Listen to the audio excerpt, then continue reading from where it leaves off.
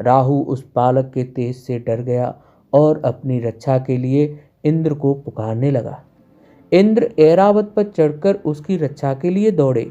ऐरावत को देखते ही बालक ने राहु को छोड़ दिया और वह उसे एक अच्छा सा फल समझकर पकड़ने के लिए दौड़ा। अब इंद्र ने डरकर अपना वज्र फेंका, जिससे बालक की बाईं हनु अर्थात ठुड्डी टूट गई। बालक घायल होकर पहाड़ पर गिर पड़ा और छटपटाने लगा। वायुदेव बालक को उठाकर गुफा में ले गए। उन्हें इंद्र पर बड़ा क्रोध आया और उन्होंने अपनी गति बंद कर दी।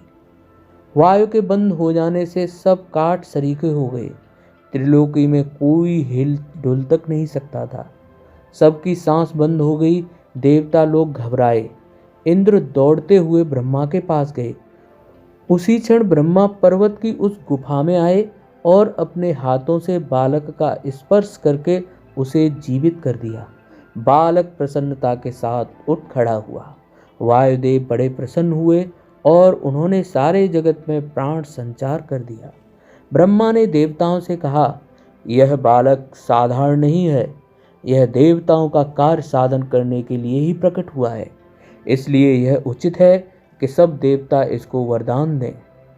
इंद्र ने कहा, मेरे वज्र के द्वारा इनकी हनु टूट गई है, इसलिए आज से इनका नाम हनुमान होगा, और मैं वर देता हूँ कि मेरे वज्र से हनुमान का कभी बाल बांका भी नहीं होगा। सूर्य ने कहा, मैं अपना शतांश तेज से देता हूँ, मेरी शक्ति से यह अपना रूप बदल सकेगा, और जब इसे शास्त्र का अध्ययन करने की इच्छा होगी तो मैं संपूर्ण शास्त्रों का अध्ययन करा दूंगा। यह बड़ा भारी वाग्मी होगा। वरुण ने अपने पास से और जल से निर्भय होने का वर दिया।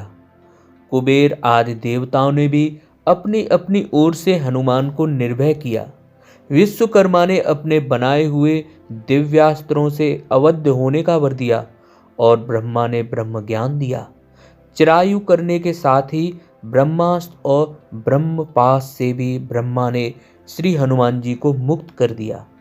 चलते समय ब्रह्मा ने वायुदेव से कहा, तुम्हारा पुत्र बड़ा ही वीर, इच्छा अनुसार रूप धारण करने वाला और मन के समान तीव्रगामी होगा। इसकी गति अप्रतिहित होगी, इसकी कीर्ति अमर होगी, और राम रावण युद्ध में यह राम का सहायक तथा उनका परम प्रीत भाजन होगा। इस प्रकार हनुमान को वर देकर सब देवता अपने अपने धाम को चले गए। अंजना और केसरी को यह सब सुनकर जो सुख हुआ वह सर्वथा अनवर्चनीय है। बचपन में हनुमान बड़े ही नटखट थे। एक तो वानर, दूसरे बच्चे और तीसरे देवताओं से प्राप्त इतना बल। रुद्र का अंश तो था ही। ऋषियों के आसन उठाकर पेड़ पर टांग देते, उनके कमंडलू का जल गिरा देते, उनकी लंगोटी फाड़ डालते। कभी कभी किसी की गोद में बैठकर खेलते, एकाएक उसकी दाढ़ी नोचकर भाग खड़े होते। उन्हें कोई बलपूर्वक तो रोक सकता ही नहीं था। सब विवश थे। बड़े हुए, विद्याध्ययन का समय आ गया, परंतु इनकी चंचलता जैसी की तैसी बनी रही। अंजना और केसरी बड़े ही चिंतित हुए। उनसे जो कुछ उपाय हो सकता था उन्होंने किया, परंतु हनुमान राह पर न आए। उन्होंने ऋषियों से प्रार्थना की कि आप लोग कृपा करें, तभी यह बालक सुधर सकता है। ऋषियों ने विचार करके यह निश्चय किया कि इसे अपने बल का बड़ा घमंड है। यदि यह अपना बल भूल जाए तो काम बन सकता है। उन्होंने हनुमान को शाप दे दिया कि तुम अपने बल को भूल जाओ। जब कोई कभी तुम्हें तुम्हारी कीर्ति की याद दिलावेगा, तभी तुम अपने बल का स्मरण करके पुनः ऐसे ही हो जाओगे। हनुमान अपना बल भूल गए। अब उनके विद्याध्ययन का समय आया। वानरराज केसरी ने उचित संस्कार करा के वेदाध्ययन के लिए उन्हें सूर्य के पास भेज दिया। वहां जाकर हनुमान ने समस्त वेद वेदांगों का अध्ययन किया। उन्हें अध्ययन तो क्या करना था, वे साक्षात शिव थे। तथापि संप्रदाय परंपरा की रक्षा करने के लिए उन्होंने संपूर्ण विद्याओं का अध्ययन किया। थोड़े ही दिनों में वे अपने माता पिता के पास लौट आए। सूर्य की कृपा से अपने पुत्र को सर्व विद्या पारंगत देखकर माता पिता को बड़ा आनंद हुआ। भगवान राम अवतीर्ण हो चुके थे। भगवान शंकर उनकी बाल लीला का दर्शन करने के लिए ही प्रायः ही अयोध्या में आते और अयोध्या में ही रहते। वे किसी दिन ज्योतिषी बनकर भगवान का हाथ देखते तो किसी दिन भिक्षुक बनकर उन्हें आशीर्वाद देते। जब भगवान राम खेलने के लिए महल से बाहर आने लगे तब एक दिन एक मदारी आया। उसके साथ एक परम सुंदर नाचने वाला बंदर था। मदारी डमरू बजाता हुआ राजमहल के फाटक पर जा पहुंचा। बहुत से लड़के इकट्ठे हो गए। भगवान राम भी अपने भाइयों के साथ आ गए। यह बंदर साधारण बंदर थोड़े ही था, यह तो अपने भगवान को रिझाने के लिए ही हनुमान रूप में होने वाले स्वयं शिव थे। नाचने वाले भी आप, नचाने वाले भी आप। यह सब किस लिए? केवल अपने प्रभु की मधुर लीला देखने के लिए, उनके साथ खेलने के लिए और उनकी प्रसन्नता के लिए। आखिर भगवान रीझ गए। बंदर का नाच देखकर सब लोग लौटने लगे, परंतु भगवान राम अड़ गए। उन्होंने कहा, मैं तो यह बंदर लूंगा। राजकुमार का हट भला कैसे टाला जाता? महाराज दशरथ ने आज्ञा दी कि बंदर के बदले में मदारी जितना धन चाहे ले ले, बंदर मेरे श्याम सुंदर को दे जाए। मदारी धन के लिए तो आया ही नहीं था, वह तो आया था अपने आप को प्रभु के चरण कमलों में समर्पित करने के लिए। भगवान राम ने अपने हाथों से उस बंदर को ग्रहण किया। अब तक वे अपने आप को स्वयं नचा रहे थे और अब नचाने वाले हुए भगवान राम तथा नाचने वाले हुए स्वयं वे। युग युग की अभिलाषा पूरी हुई। वे आनंदातिरेक से नाचने लगे। सब लोग उस बंदर का नाच देखने में तन्मय हो गए और मदारी लापता हो गया। पता नहीं वह मदारी बंदर में ही प्रवेश कर गया था या अपना काम पूरा हो जाने पर कैलाश चला गया।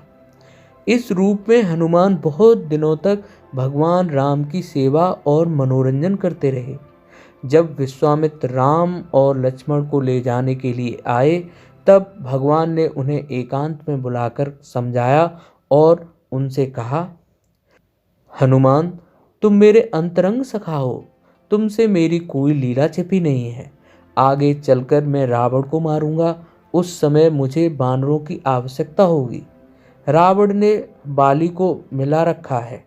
खर, दूषण, तृष्णा, शूर्पणखा दंडक वन में है।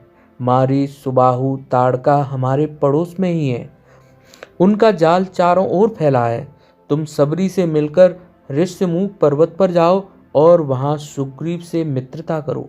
मैं धीरे धीरे रास्ता साफ करता हुआ वहां आऊंगा, तब तुम सुग्रीव को मुझसे मिलाना और बानरों की सेना को एकत्रित करना।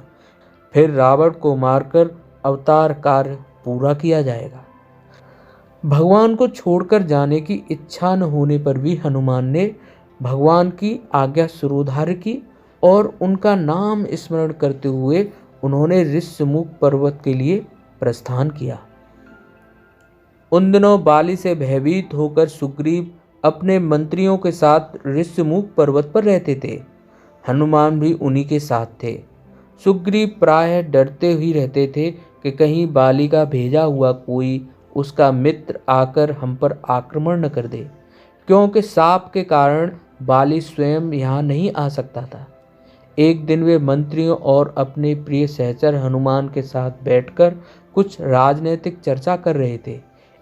एकाएक उनकी दृष्टि पंपासर की ओर चली गई। उन्होंने देखा कि वहाँ दो सशक्त व्यक्ति खड़े हैं। उनका उद्देश्य तो ठीक ठीक नहीं जान पड़ता, परंतु वे किसी को खोजने में मालूम पड़ते थे।